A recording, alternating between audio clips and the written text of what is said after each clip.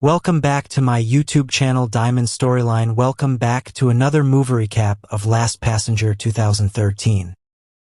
The story begins with Lewis Shaler, a London doctor, traveling home on a late-night train with his young son, Max. They are returning after a long day, and the train seems nearly empty. A few other passengers are scattered around.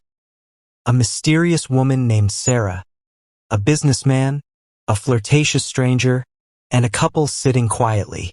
First, everything feels ordinary. Lewis chats with Sarah, and a spark begins to form between them. But as the train moves deeper into the countryside, Lewis notices something unsettling. The conductor seems absent, the carriage doors are locked, and the train doesn't stop at stations where it should. Suspicion grows when the businessman tries to pull the emergency brake, only to find it disabled. The passengers realize they are trapped, and the train is accelerating uncontrollably. Panic spreads. Someone, unseen in the front carriage, is deliberately driving them to destruction. Lewis, being the most level-headed among them, takes charge. He searches for ways to reach the driver's cab, but finds it locked and unresponsive. Fear and tension mount as passengers argue, some losing hope, while others lash out in anger. Sarah proves to be brave and resourceful, supporting Lewis as he desperately tries to save everyone, including his son. The truth becomes horrifyingly clear. The driver has gone rogue, and he's intent on sending the train to a catastrophic crash. One by one, the passengers either break down or try futile escapes, leaving Lewis to face the nightmare almost alone. With the train racing toward the end of the line, he makes a daring plan. In a desperate act of courage, Lewis climbs outside the speeding carriage, risking his life to reach the controls. The film ends in a high-stakes climax, where Lewis manages to slow the train, but survival comes at a cost. The journey tests his limits as a father, a doctor. At first, Lewis, his son Max, and the few scattered passengers believe it's just an ordinary night train. Lewis shares small talk with Sarah, the stranger he's drawn to. The atmosphere feels light, almost normal. But as stations pass by, Lewis notices something strange. The train doesn't slow down where it should. Lewis pulls the emergency cord to stop the train. Nothing happens. The businessman on board also tries, but the mechanism is dead. Now the group realizes they're not simply missing stops, the train is out of control. Tension spreads among the passengers. Some believe it's a mechanical fault. Others insist it must be intentional. Sarah sticks close to, trusting his calm judgment. When Lewis attempts to move through the train toward the driver's cab, he finds the doors locked tight. The intercom doesn't work, and there's no conductor in sight. Passengers argue.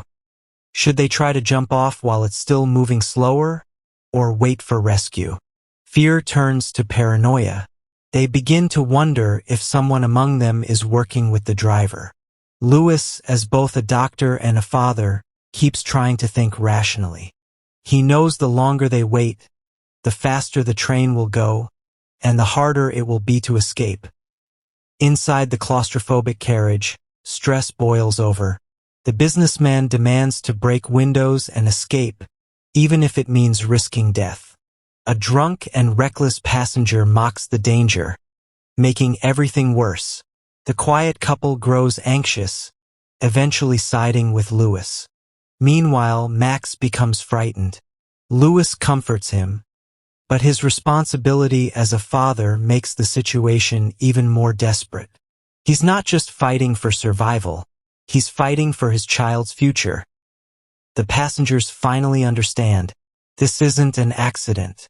Someone in control of the engine is deliberately overriding the system. They are being driven toward a catastrophic crash. From this point forward, Lewis knows there's no waiting for help. They must stop the train themselves, or no one will survive as the runaway train barrels toward destruction.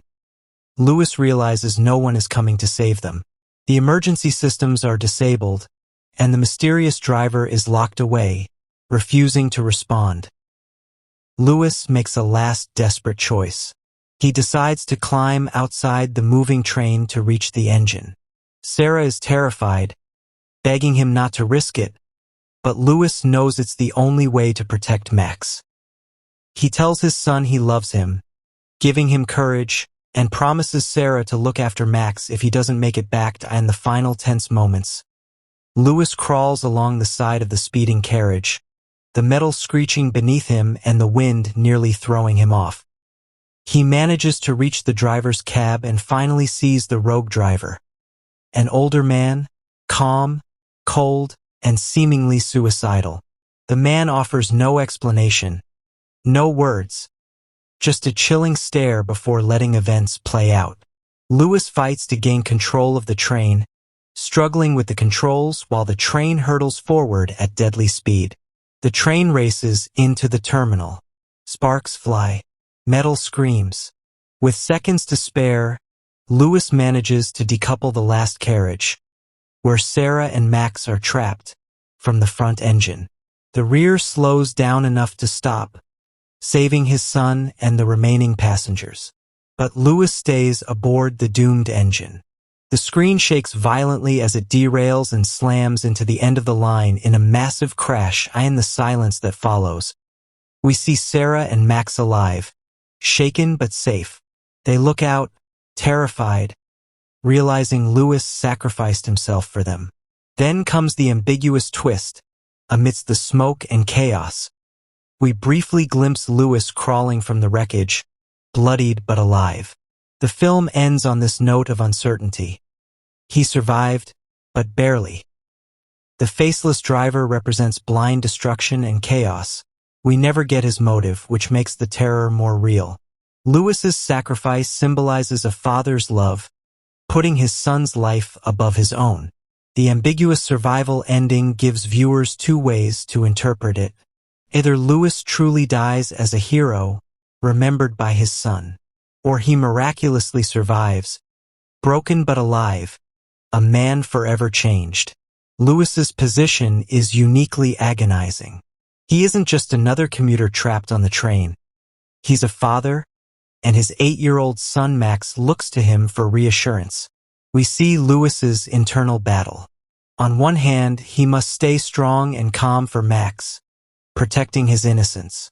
On the other, Lewis is painfully aware of the danger. Every passing minute, the train accelerates, and the chances of survival shrink. This duality is crucial to the ending. The film doesn't just put a man against a train. It puts a father against time itself, forcing him to confront the possibility of sacrificing his life for his son's future. As the speed climbs, Lewis makes the impossible decision.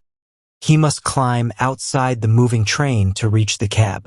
The locked doors, the dead systems, the lack of response from the driver.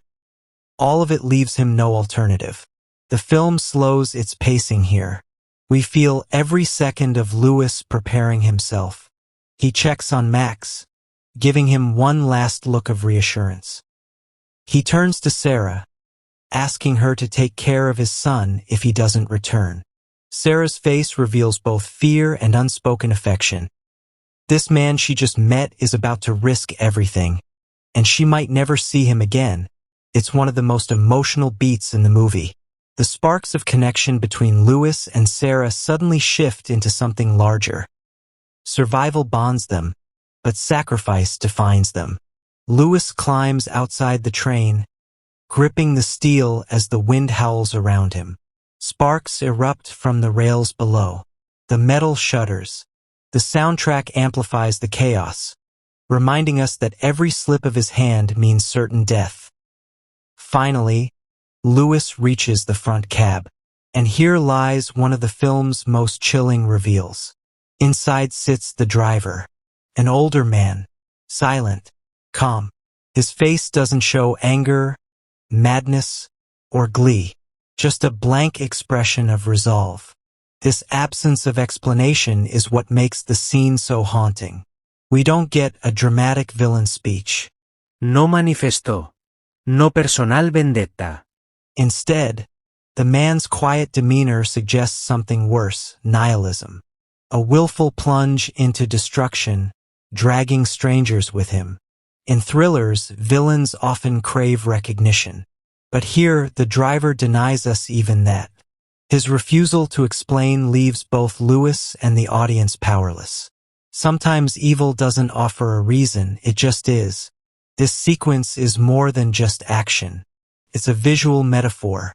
Lewis isn't just climbing along the outside of the train.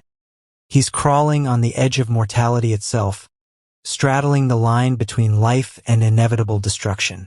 Step by step, he drags himself toward the cab, battered by the storm of velocity. The ending of Last Passenger is less about what happened to Lewis and more about what he represents. He is the embodiment of human resilience, the refusal to surrender, even when the odds are overwhelming. Whether he lived or died, his actions saved his son. And in that, Lewis wins.